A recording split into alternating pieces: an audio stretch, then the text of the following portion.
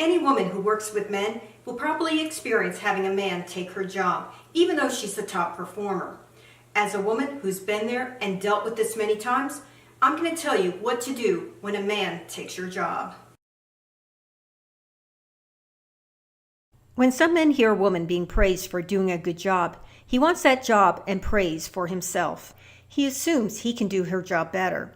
She may have a lot more experience than him, but that doesn't matter to him because he's a man and she's just a woman. But good managers don't listen to his nonsense. They tell him he isn't ready and send him on his way. But that doesn't deter him. To him, this is a game, so he'll keep making moves to take her job. And his big opening typically comes when there's a change or shakeup in the management structure. So when the new manager comes in, he makes his move. And the new manager, who's looking to build his network of loyal employees, also sees opportunity in this eager man. So she's out and he's in. This can be devastating because we're cast aside and made to feel insignificant. We can try to claim discrimination, but that doesn't go anywhere because our move is classified as part of a larger reorganization. So what can we do? Well, the first thing we do is remind ourselves that if the boys want to play this game, then we can play this game too, and better. We remember that we set the standard for doing the job, and nothing can change that. And it's now up to our replacement to meet or exceed the standard that we set.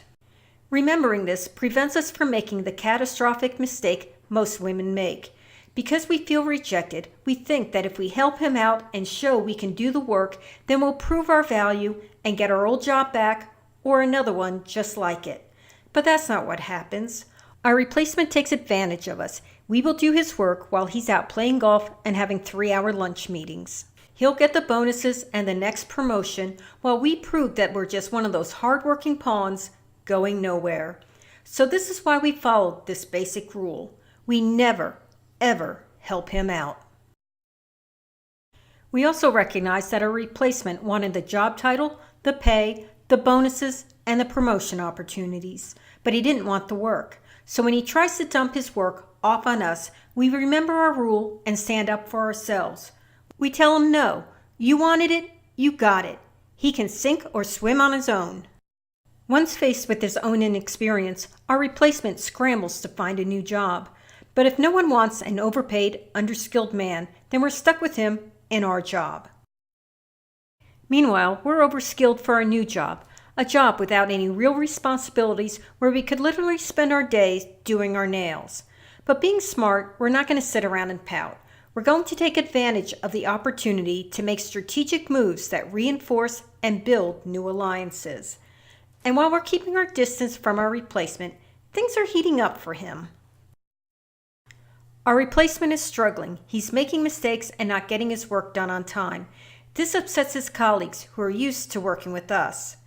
So we can expect them to come to us and ask us to fix his mistakes and complete his work so that they can do their jobs. But we're going to remain strong and remember our rule to never bail him out or cover for him. So even though it feels bad to do it, we have to tell them no. They need to report his performance to the manager who put him in that position because that manager has to be accountable for his decision. The manager is starting to feel the heat for a replacement's performance and needs to do something. So to bail himself out, he looks for the path of least resistance, and he thinks that's us. So he assigns some of our replacement's work to us. And some women will accept the work, thinking we're finally being recognized for our abilities. But in reality, it's just another way we're being used. So in our game of chess, we're going to understand how men think and use that to make the right strategic move.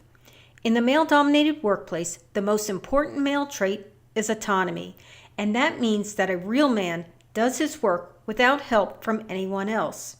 So we're going to question why our replacement needs help to do his job. Why can't he do it on his own? After all, when we were in the job, we did it all by ourselves.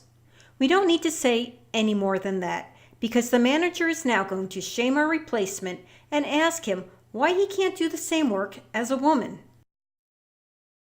The manager is stuck.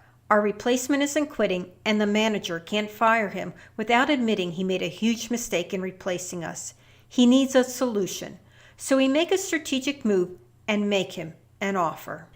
Since we have the expertise and set the standard, we offer to supervise our replacement and everyone else in that position so they improve their performance.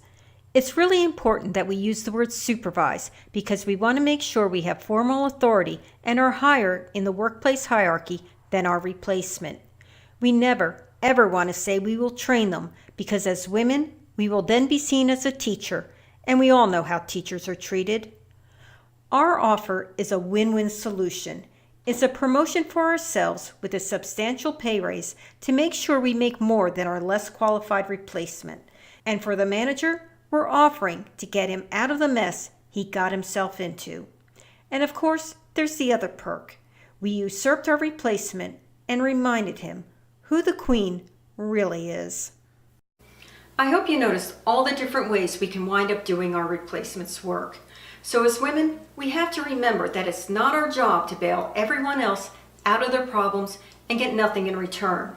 We're not at work to be a doormat. This is why we have to remember the standards we established and then strategically use the meritocracy to our advantage.